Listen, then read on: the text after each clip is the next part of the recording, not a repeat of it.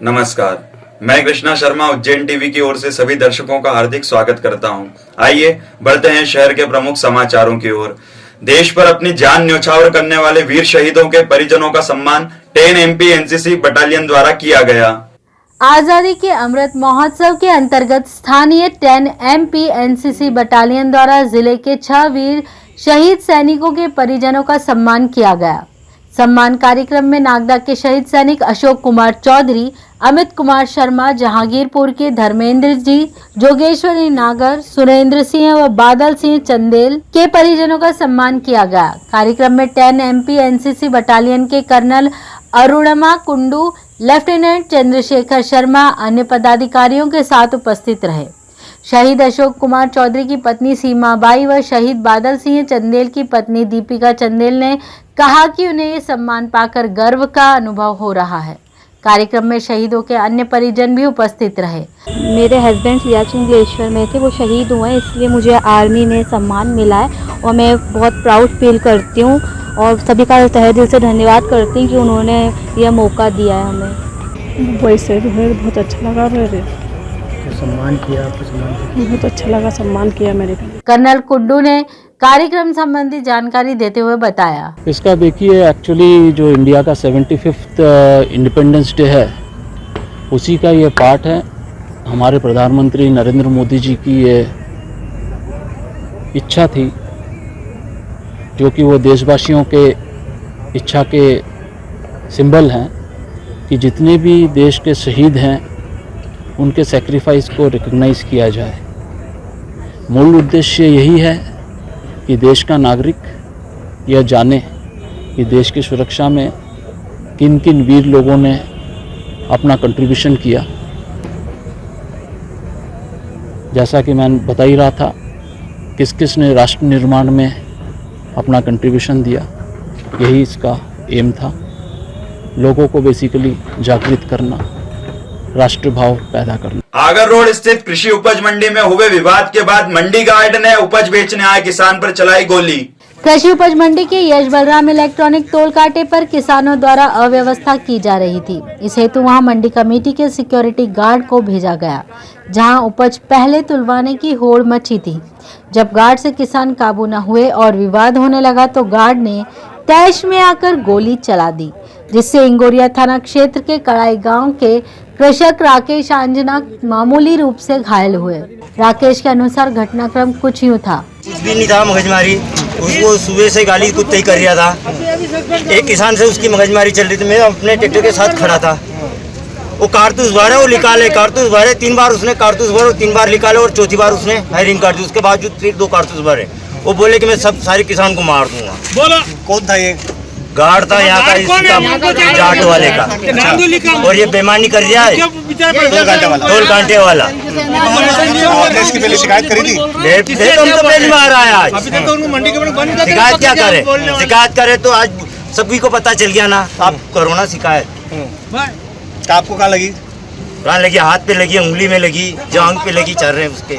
बच गया तो बाल बच गया मैं। मेरे 10 तारीख को शादी, अगर मैं मर जाता तो मेरे बच्चे की शादी कौन करता? आप करते, मैं करता, या वो करता? क्या करोगे? उसको सजा दिलाओगे? अभी नहीं दिला पाओगे आप। इधर मंडी थाना प्रभारी जितेंद्र भास्कर ने कहा कि शिकायत के आधार पर आरोपी के खिलाफ कार्यवाही की जाएगी।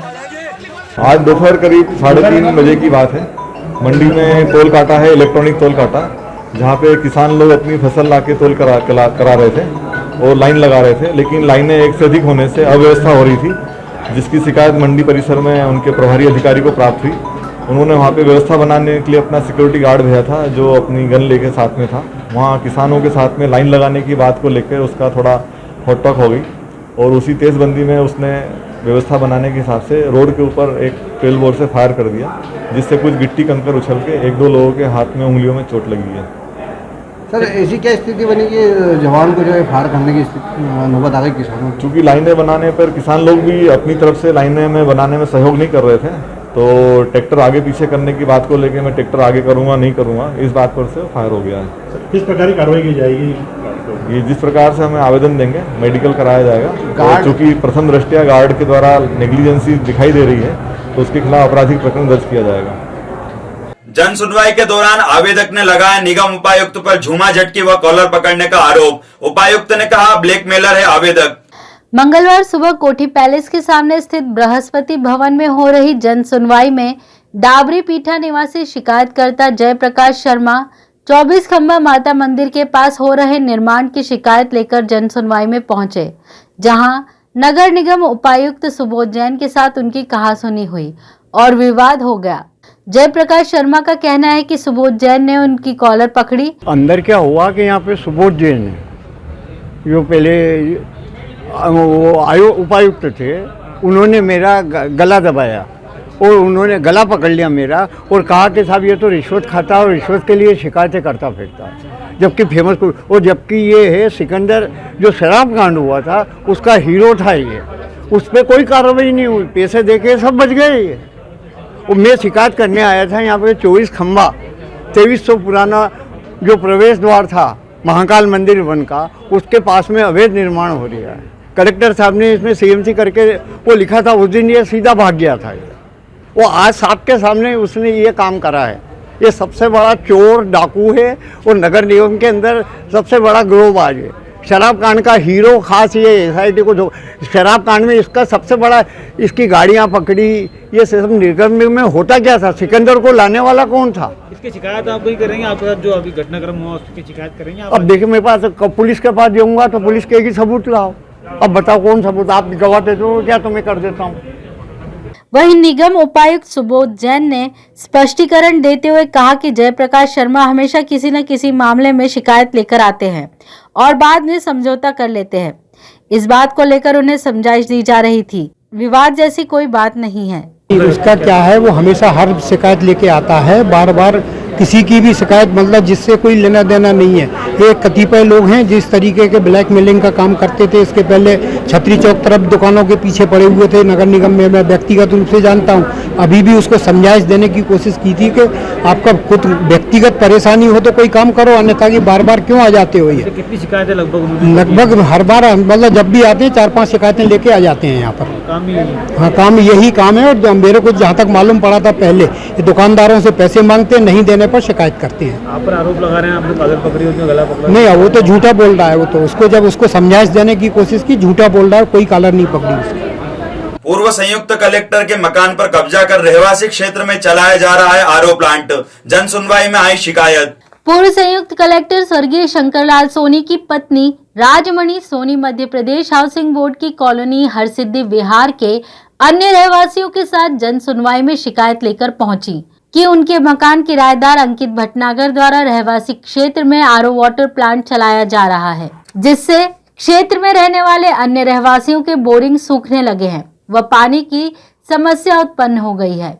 रहवासियों द्वारा कई बार शिकायत की गई मगर कोई निराकरण नहीं हुआ। श्रीमती सोनी ने कहा कि किराए का एग्रीमेंट खत्म होने के बाद भी अंकित भटनागर न तो किराया दे रहा है न बिजली का बिल भर रहा है। मेरा मामला है कि मेरा मकान खाली नहीं कर रहा है और मेरा एग्रीमेंट 11 महीने का पूरा हो गया 2020 में।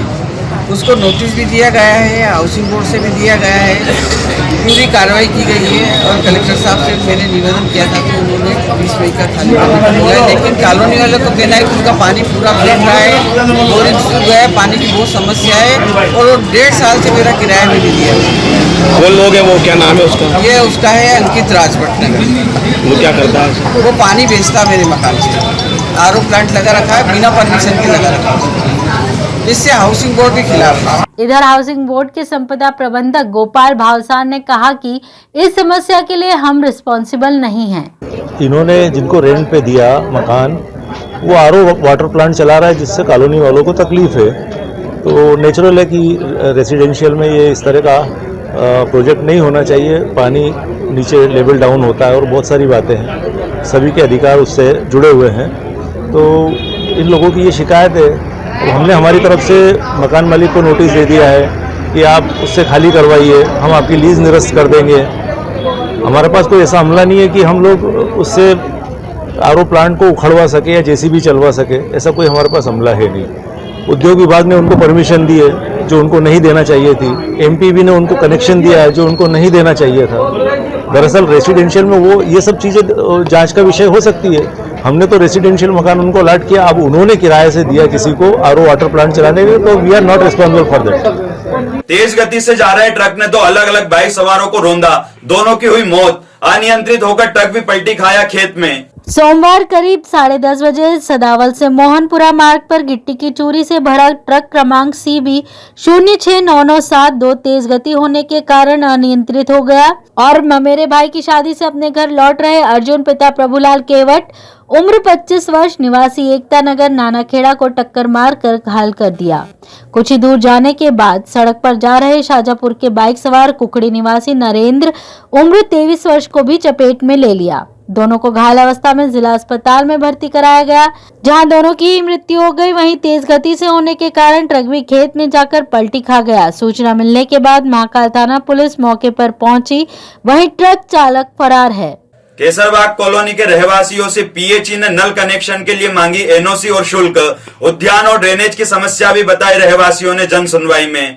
केसरबाग कॉलोनी के 400 परिवारों के प्रतिनिधि रहवासियों ने जन सुनवाई में शिकायत की कि उनकी कॉलोनी में जल कनेक्शन के लिए PHE NOC व शुल्क मांग रहा है, जो उसे नगर निगम से लेना होते हैं।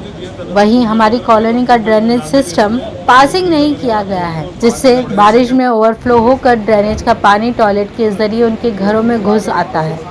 वहीं कॉलोनी में एक भी उद्यान विकसित नहीं किया गया है।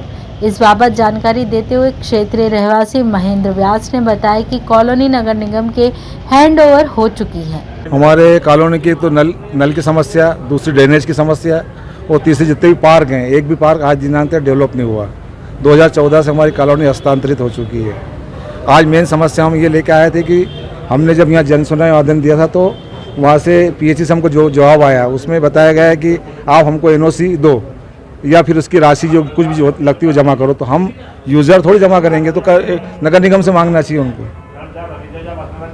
तो हमसे NOC मांग रहे तो हम कहाँ से, वो आज सर को हम ये वापस रिपीट आवेदन ये देने आए कि हमारी जो NOC हम कहाँ से देंगे। पुलिस नगर ग्राम रक्षा समिति के 67वें स्थापना दिवस पर थाना नीलगंगा नगर रक्षा समिति द्वारा सम्मान समारोह आयोजित किया गया। नगर रक्षा समिति थाना नीलगंगा द्वारा पुलिस नगर ग्राम रक्षा समिति के 67वें स्थापना दिवस पर एक क्षेत्रीय विद्यालय में कार्यक्रम आयोजित कर समिति सदस्यों का सम्मान कोरोना काल में उनके द्वारा दी गई निस्वार्थ सेवाओं के लिए किया गया। कार्यक्रम में नीलगंगा थाना प्रभारी तरुण कुरील अपने सहकर्मियों के साथ उपस्थित रहे।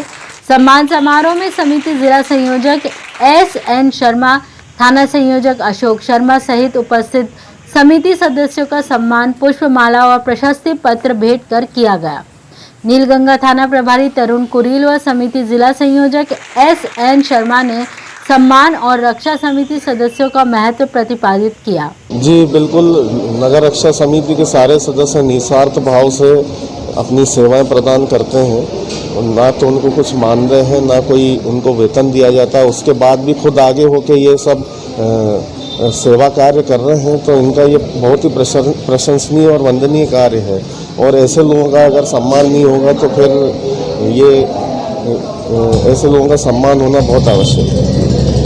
आज जिनका हमने यहाँ सम्मान किया, कोरोना सम्मान, कोरोना लॉकडाउन के अंदर जब व्यक्ति घर से नहीं निकल रहा था, लोग एक दूसरे से मिल नहीं रहे थे, उस समय इन सदस्यों ने अपनी सेवाएं दी और इन सेवाओं का ये सम्मान बहुत छोटी सी चीज़ है। बाकी तब भी हमने क्या इनका सम्मान किया ताकि इनका उत्साहवर्धन हो और ये लोग और भी जी जान से पुलिस के साथ कानून व्यवस्था के लिए हम सब लोग मिलकर काम करें और इस शहर में हम शांति अमन की व्यवस्था कायम रखें, अपराधों पर अंकुश लगे, ये हम सब लोगों का नैतिक दायित्व है। तो ये थी उज्जैन शहर की प्रमुख खबरें। ऐसी ही ताजा खबरों के लिए देखते रहिए उज्जैन टीवी। उज्जैन टीवी के YouTube चैनल को लाइक और सब्सक्राइब करना ना भूलें। नमस्कार।